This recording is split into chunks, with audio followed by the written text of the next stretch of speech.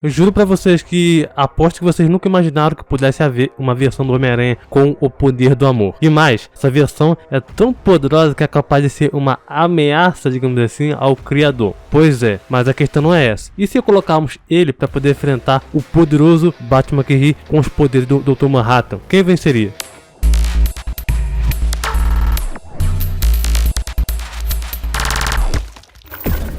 Fala pessoal, beleza? Aqui que vos fala é o Thiago, estamos em mais um vídeo. O Hora Mortal de hoje é entre a versão mais poderosa do Homem-Aranha até então, ou pelo menos uma das, né? Contra a versão mais poderosa do Batman, o Batman que ri com os poderes do Manhattan. O Homem-Aranha com o poder do amor, ou mais conhecido como Homem-Aranha Nexus, contra o Batman que ri, Manhattan. Então bora debater aí quem venceria esse confronto. E se você nunca ouviu falar dessa versão do Homem-Aranha, comenta aí nos comentários e deixa aquele like também para poder saber que você não conhecia ele. E se você curte o Batman que ri, se inscreve no canal para você ver todos os conteúdos de batalhas mortais também. E claro que também quem me pediu esse duelo mortal aí foram vocês aqui nos comentários. O user me pediu aí, não sei se é assim o nome dele, né? Enfim, me pediu aí. O cara com a foto do Hades de Cavaleiro do Zodíaco. Muito obrigado pela sugestão e vambora. Primeiramente, o Homem-Aranha do Poder do Amor, ele é provavelmente um dos Homem-Aranhas mais fortes. Essa versão ela acorda num dia e ele parece então estando confuso, mas ele percebe que em seu mundo tudo está em um pensamento, sonhos, imaginação, tempo, espaço e universo, onde acaba acontecendo uma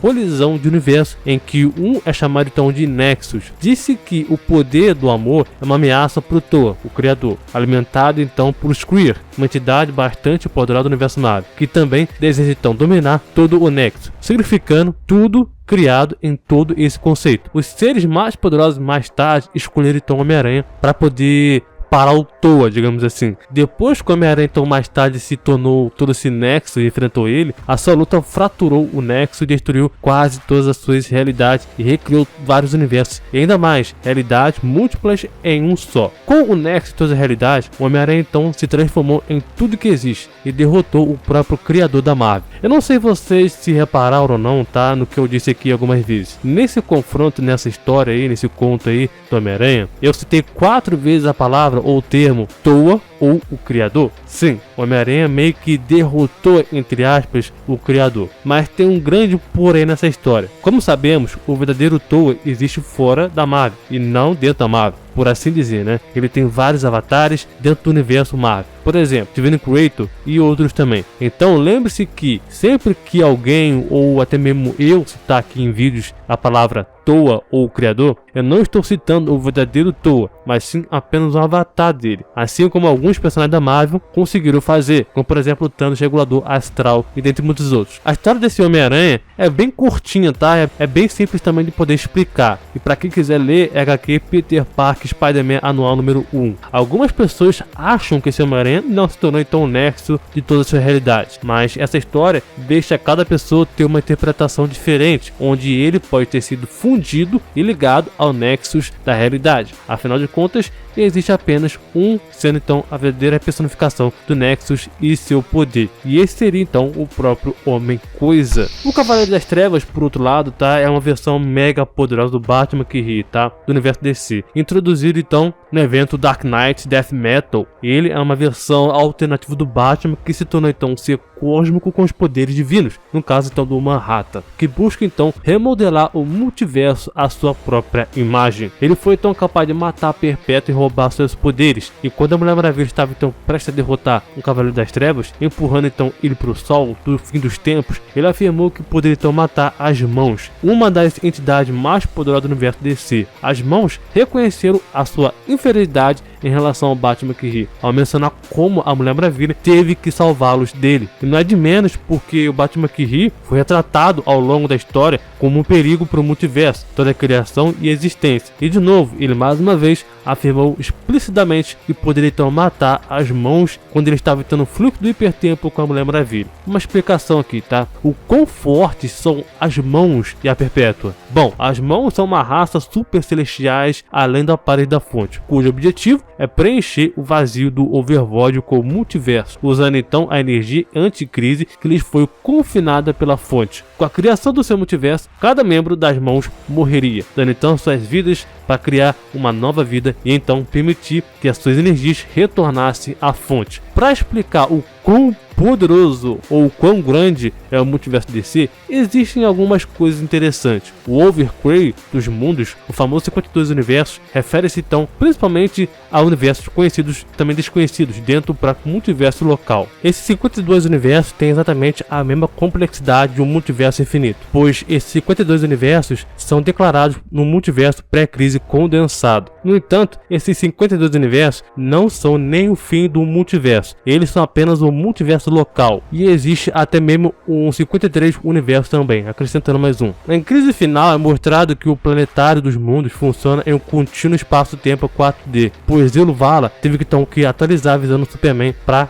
4D, para realmente compreender o que estava então vendo. O segmento seria como se fosse ver o multiverso em painéis em quadrinhos. Isso se deve ao fato que o Grant Morrison criou então a sua própria natureza e a sua cosmologia, pois diz que esses universos estão conectados por meio de histórias do universo DC. O hipertempo, por exemplo, o conceito do hipertempo é uma forma de olhar geométrico sobre então a realidade e a ficção, com Grant Morrison então provavelmente se baseando então na teoria M. A teoria M é uma teoria que unifica as 5 diferentes teorias das cordas, mas a supersimetria e a própria também supergravidade. Foi proposta em 1995 pelo físico então Edward Winter. Essa teoria então diz que tudo, matéria e campo, é formada por membranas e que o universo flui através de 11 dimensões. Enfim, é um papo de outro assunto que refere-se então ao conceito de hipertempo. A parede da própria fonte, a muralha da fonte, é o limite do pensamento e a casca protetora ao redor do multiverso, sendo então a única coisa que separa então do grande universo em todas as suas direções de qualquer universo dentro então do próprio multiverso. A parede é o ponto final, separando então toda a criação do Overvoid. A sexta dimensão é o mais alto plano da existência da DC. Perpétua criou então seus filhos para diferentes propósitos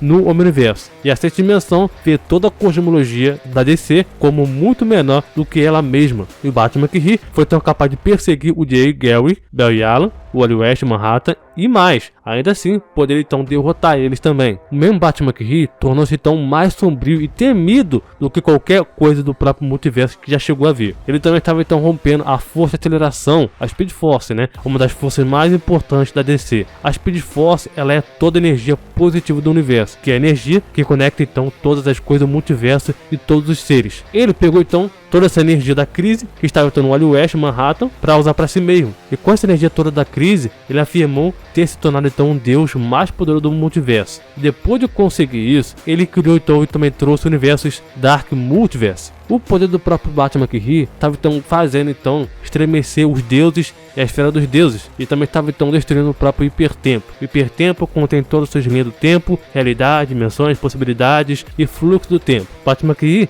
ele pôde lutar com a enfraquecida Perpétua, pois ela então tinha acabado de lutar contra seus filhos fundidos, e toda a energia restante da crise em Perpétua foi redirecionada para o próprio Batman que ri. A batalha entre Batman que ri e a Perpétua também estava então incendiando as terras, as outras terras do multiverso, e a luta também entre ele e Perpétua iria destruir também todo o multiverso. O Batman que ri e a Perpétua, a sua luta foi tão intensa que estava então sendo travada em todas as suas realidades, as facetas da realidade, e essas ondas de energia estavam então rasgando o espaço e o tempo do próprio Overvoid. O Overvoid, ele acaba abrangendo também toda a sua criação. E o Batman que ri, ele resistiu ao soco mais forte do Superboy Prime. Esse soco tinha então destruído todas as terras do próprio Batman que ri. O soco do próprio Superboy Prime tem a capacidade então de mudar a história. O mesmo Batman que ri estava então sendo comparado à Mulher Maravilha forte dos mundos, quando estava então lutando. Onde quem ela se banhou, a Mulher Maravilha, a Diana, se banhou na energia cognitiva, onde teve então uma visão de incontáveis passados, presentes e futuros. E antes, com essas energias, ela também enfrentou a Perpétua, e com um só toque, ele tirou então os poderes dos Jovens Titãs e cruzou todo o tempo em sua luta, voltando então ao momento em que a Perpétua criou o multiverso. Era necessário também enfraquecer o Cavaleiro das Trevas e jogá-lo em um sol que tinha então o poder de todos os universos e histórias. As mãos restauraram então todas as histórias e multiverso após a morte do próprio Batman que ri. Resumindo, podemos então levar em consideração que o Batman que ri, ele é capaz então de destruir o próprio multiverso ao lado então da sexta dimensão inteirinha. Quem vence? Essa luta é bastante interessante, apesar do Batman que ri ser mega poderoso, tá? E de fato afetar então a história da DC, o multiverso e assim vai. A DC mostrou como derrotar ou matar o Batman que ri, jogando ele então no sol dos fins dos tempos. Agora, por que motivo essa luta poderia ser interessante? Porque como o Homem-Aranha ele abrange, né, todas as suas realidades infinitas, o que engloba também sonhos, imaginação e assim vai, isso também engloba então a própria história da Marvel. E é um motivo também que seria também interessante é que o Batman que ri poderia ter um conflito com infinitas histórias que existem na realidade. Apesar do próprio Batman que ri querer mudar o multiverso DC, a sua origem ou a sua imagem, tá? Ele ainda assim era suscetível a ser combatido, diferente do próprio Homem-Aranha com o Nexus, né, da realidade, que ele se torna então o centro de tudo. Não mostrou como derrotar o Homem-Aranha no Nexus, não teve essa questão aí. E se pararmos para analisar, esse próprio Homem-Aranha derrotou o próprio Avatar do Toa, e é um feito tipo Thanos regulador astral, né? Ele se tornou então a própria realidade. Como comparação, esse feito Homem-Aranha seria algo parecido como se fosse a presença, ou a grande luz, ou a grande escuridão, ou a própria representação do próprio escritor da DC,